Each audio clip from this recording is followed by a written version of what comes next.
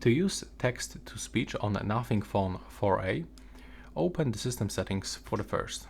Now, go below and open accessibility settings, then go to the select to speak, and over here click on this switcher, click to allow, and click OK.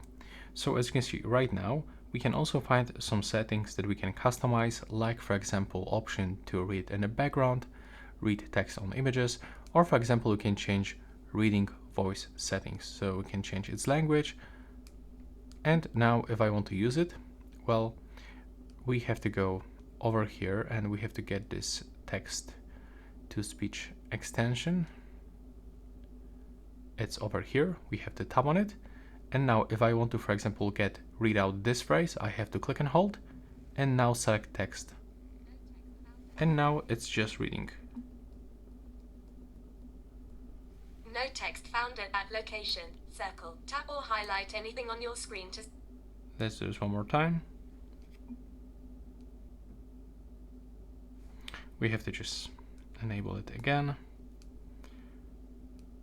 Then click and hold, select. No text found at that location. How to use select to speak. Start select to speak. There we go. So like this.